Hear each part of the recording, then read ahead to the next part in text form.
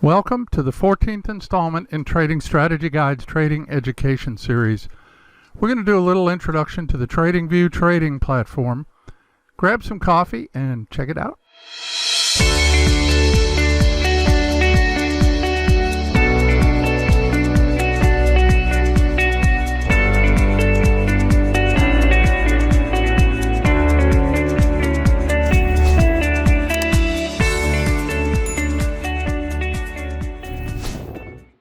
Hi, this is Tim from TradingStrategyGuides.com.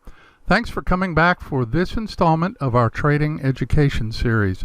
In today's video, I'm going to start talking about TradingView, my new favorite trading platform. This video is not sponsored by TradingView, nor am I sponsored by TradingView, or anyone else, as a matter of fact. And actually, these videos are not even monetized on YouTube. So what you will hear is my unvarnished opinion. And you know what they say about opinions, right?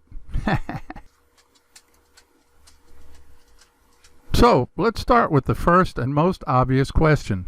What is TradingView? That's a great question. I'm so glad you asked that question. TradingView is a relatively new browser-based trading platform. If you had told me 5 years ago that I would prefer a browser-based charting platform, I would have laughed you right out of the state. At that time, it was either MetaTrader, TradeStation, eSignal, or FXCM's trading station for me. But the folks at TradingView have just totally knocked this one out of the park, and it's always getting better. TradingView has most of the usual charting tools, plus a development language that you can use to make your own indicators. It allows you to paper trade or live trade at several brokers, the list of which is growing weekly. You can chart just about any market you can think of: stocks, forex, futures, commodities, bonds, even COVID-19 cases if you care to chart that. And that list is growing weekly as well. But in addition to all the things you would expect from a trading platform, TradingView is also a social media platform for traders, allowing you to share your trade ideas, build a following, and become internet famous. And you don't even have to be able to do any TikTok dances. TradingView is great, but it's not perfect, and over the course of the next few weeks I'll be showing you the ins and outs of the platform, including my most nagging headache that I've finally worked through. I just had to wrap my mind around the way charts are saved in the platform, but that's a topic for a future video. Their tech support group was extremely responsive and helpful to me in getting that issue resolved. So what does it take to get set up on TradingView? Here you go. You type TradingView.com into your browser right there. I use Chrome, by the way, and you'll see the sign up page here. You just click over here on Start Free Trial, which I'm going to do, and it shows you each of the levels that are available. Just so you know, I use this Pro level right here for $14.95 a month.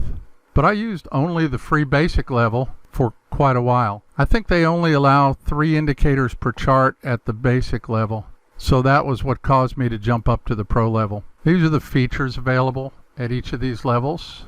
I wouldn't mind having more than 10 server-side alerts, but that hasn't bothered me enough yet to go up to the $30 level here. I'm a bit of a cheapskate, what can I say? Anyway, you can see what's available at each level here. The most amazing thing about it is the prices are so much lower than the other professional trading platforms.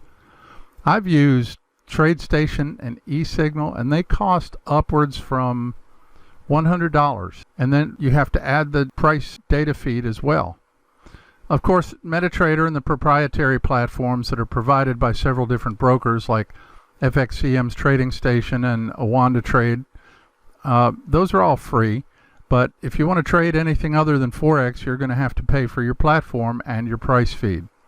With my style of trading, I can use daily data, and a delayed intraday feed works fine for those times when I'm just looking at shorter time frames. So for now, just click the Start Now under Basic. It won't cost you anything. And you can sign up using any of several of your social media platforms right here. Or just use your email. I have a username back when they allowed you to use usernames. I'm not sure that you can use just a username anymore. Just a little security note here, and don't hold me to this, but if you use a social media platform to sign up, I'm pretty sure you're giving that social media platform permission to share your personal information with the site for which you're signing up. You have to decide if that's okay with you. I just want to mention it in case you haven't thought about it. Since I personally don't want to create a new account here, I'm just going to sign in with my regular pro level account to show you the dashboard. Okay, and this is what the main dashboard looks like right here. This is what you'll see when you first log into TradingView. I have this set to remember my login so I don't have to go through the login procedure every time I open TradingView. So you have this nice ticker across the top. You can do research here on any market, any symbol that you want. Click over here on your username and you can see all the items, the personal items that you can look at. You can also sign out right here. You can switch it to a dark theme color if you prefer. The menu here lets you see trade ideas based on signal style that have been presented by other traders.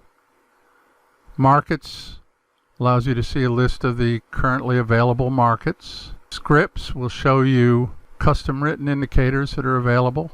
The screener is nice. It can help you find trade ideas based on your criteria. Streams is a new feature that allows you to see live streams from other traders. I haven't actually used that yet. If you click on brokers, it will show you which brokers for which you'll be able to trade live from TradingView. And here's just a list of the top brokers available. I use Owanda, among other things. And of course, my personal favorite, chart, allows you to select your chart layout and take a look at whatever the last chart you saved is on there. This will take you back to the dashboard right here. And then there's this catch-all over here called More that will show you other available features that you can look at. Now, in addition to the right here, you have the watch list. And if you click on watch list up here, you can see that there's a whole slew of watch lists that you can create. Generically, there's one called watch list, and then and I usually just put stocks in there, and then I have watch lists for the other items. And of course, you can color code each of your symbols so that they'll appear in these lists. I happen to use red for the active trades, so if you see my trade picks videos, you'll see this, usually see this red list over here on the right. And over here to the right, you can select what you actually want to see in the watch list column here. Watch lists, alerts, exchanges,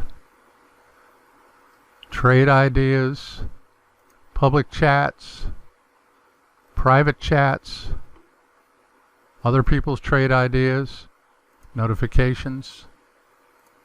So this is a pretty formidable list. And you can have multiple items on this too. I prefer to have the long list available to me, but you can have 2 or 3 of these items down through here if you prefer. Okay, I challenge you to open an account with TradingView this week. Play with this platform a bit. I suspect you may enjoy it. Like I say, it has its quirks, but functionality is pretty solid. I'll be going into more detail over the next few weeks in many of these areas, and I'll tell you what I consider a quirk and what my workaround is for it. And that wraps it up for today's video. Don't miss our next installment in the Trading Education series next Wednesday when we talk about the charting features of TradingView. And of course, don't miss my Trading Picks videos on Friday and Monday of every week. Be sure to subscribe and hit the bell so you'll be notified when these videos come out. Have a great Wednesday, and I'll see you with a new trading pick on Friday.